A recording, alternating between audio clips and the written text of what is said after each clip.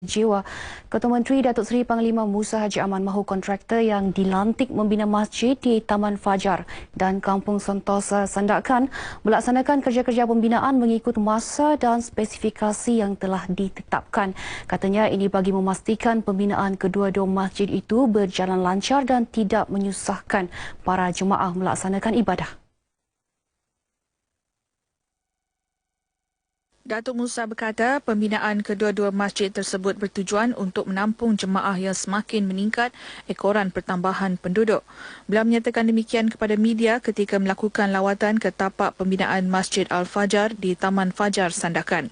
Kedua-dua masjid itu yang dianggarkan bernilai 1.4 juta ringgit dibina ekoran masjid sedia ada tidak mampu menampung jumlah jemaah yang bertambah, khususnya pada hari Jumaat dan ketika solat Aidilfitri, selain tidak mempunyai kemudahan yang mencukupi. Masjid di Kampung Sentosa akan dibina di kawasan lebih tinggi, berikutan masjid sedia ada sering dinaiki air. Manakala Masjid Taman Fajar akan dibina di tapak masjid sedia ada. Terdahulu, Datuk Musa turut menyampaikan sumbangan lembu korban untuk diagih-agihkan kepada golongan miskin dalam kawasan Dewan Undangan Negeri Dun Sungai Sibuga. Pengusaha ladang kelapa sawit di Gresser membantu usaha meningkatkan pengeluaran lembu daging di negeri ini dengan mengusahakan penternakan di kawasan ladang masing-masing. Timbalan Ketua Menteri Datuk Seri Panglima Haji Yahya Hussein berkata, meskipun pengeluaran lembu daging meningkat, namun ia masih belum dapat memenuhi keperluan semasa berikutan permintaan yang semakin meningkat. Kita masih mengimport sejumlah besar daripada luar negara seperti Australia dan juga New Zealand. Walaupun dalam bidang tenusu kita agak boleh tahan juga, kita mengeluarkan susu lembu segar yang besar juga. Tapi dalam hal pedaging ini memang masih dalam rangka yang perlu dipertingkatkan.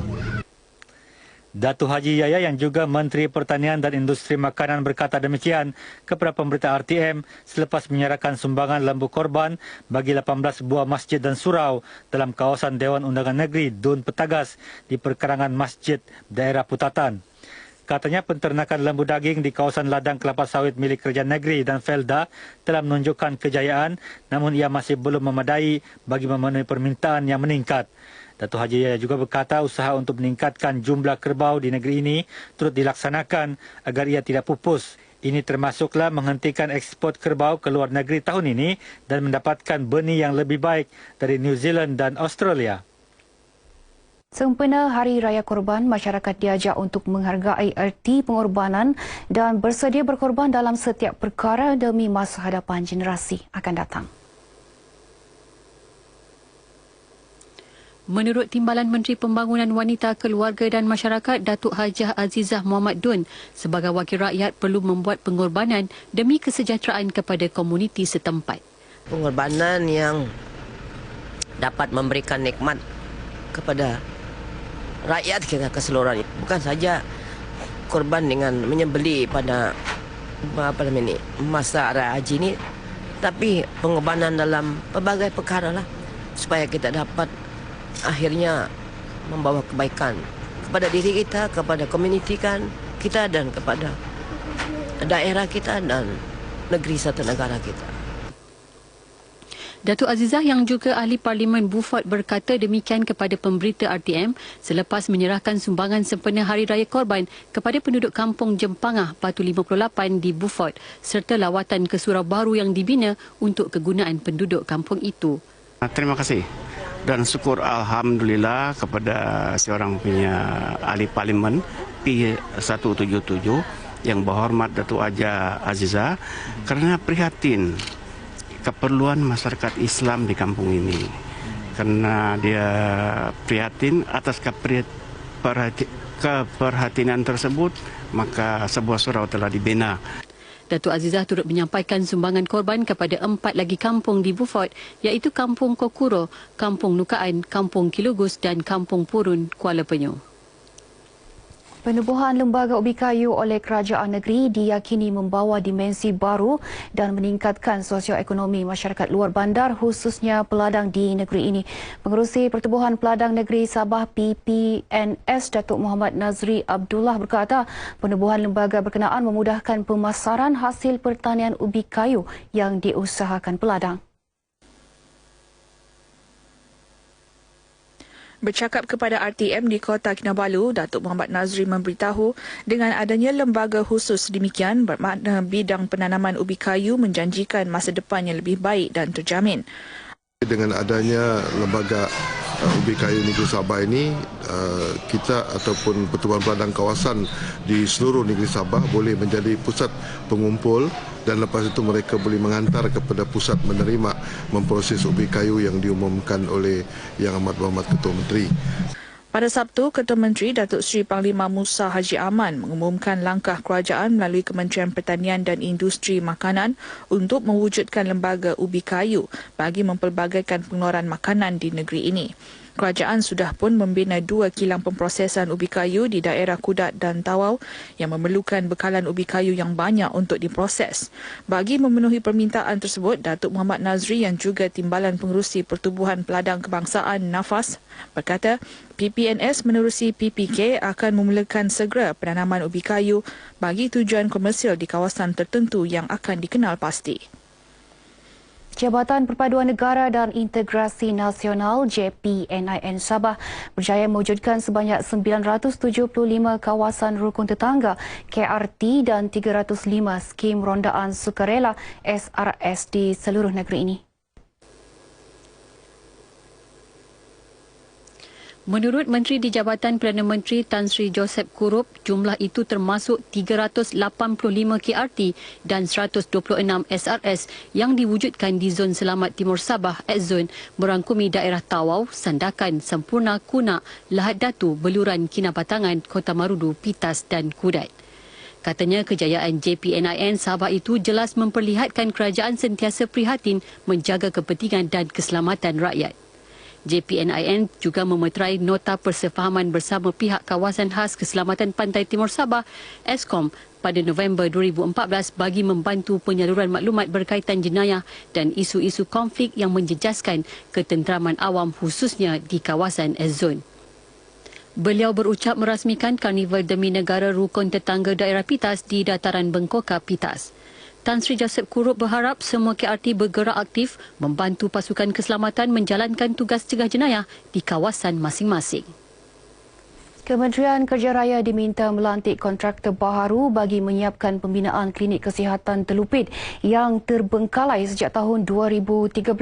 Ahli Parlimen Beluran Datuk Seri Dr. Ronald Kiandi berkata klinik berkenaan amat penting kerana ia satu-satunya klinik untuk penduduk di daerah itu dan kawasan berhampiran mendapatkan akses kesihatan.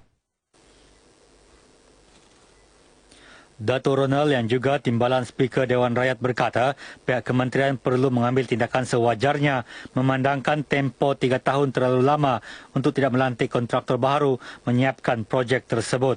Saya dimaklumkan bahawa klinik ini seharusnya menampung mempunyai 300 buah katil dan satu keperluan yang mendesak bagi Telupit. Keadaan lebih kritikal kerana bangunan lama yang digunakan di sini, bangunan klinik lama yang digunakan di Telupit ini terbakar pada 2013 dan mereka cuma ada makeshift tempat untuk melakukan rawatan pada ketika ini. Jadi 3 tahun dalam keadaan makeshift, satu bangunan sementara adalah terlalu menyulitkan bagi kaki tangan hospital dan juga penduduk di sekitar daerah Telupit. Datuk Ronald menyatakan demikian kepada pemberita RTM semasa lawatan kerja ke klinik kesihatan Telupit di Telupit. Penduduk yang ditemui juga mahu masalah pembinaan bangunan klinik kesihatan Telupit ini diatasi segera. Kami betul-betul berharap agar pihak kerajaan dapat betul-betul membantu kami untuk melihat perkara ini kerana perkara ini betul-betul kami perlukan dan kesihatan merupakan sesuatu yang kami perlu daripada kerajaan. Kami berharap sekali lagi betul-betul untuk dapat diambil perhatian. Kita menunggu masa begitu lama dan saya juga pernah mengidap sakit jantung. Dan saya pergi ke Sandakan begitu jauh, membuang kos yang begitu besar lah. Jadi saya minta kepada kedua-dua wakil rakyat dan Kerajaan Barisan Nasional dan jabatan yang kementerian yang bertanggung jawab supaya hospital di daerah Telupit ini dipercepatkan. Bangunan klinik kesihatan Telupit ini yang sudah siap 70% terbengkalai apabila kontraktor terdahulu ditamatkan ekoran kelewatan kerja pembinaan. Sekolah Jenis Kebangsaan Cina SJKC St. James Likas muncul juara pertandingan julung kali perarakan musikal sempena konsert Rhythms of Kinabalu 2016 yang diadakan di Auditorium Jabatan Kebudayaan dan Kesenian Negeri Sabah JKKNS di Kota Kinabalu sekaligus membawa pulang hadiah bernilai RM1,500. Tempat kedua dan ketiga masing-masing dimenangi Lingga Folk Music Tamparuli dan Orkestra Tradisional Sabah Kinabatangan. Hadiah para pemenang disampaikan Menteri Pelancongan Kebudayaan dan Alam Sekitar, Datuk Seri Panglima Masidi Manjun.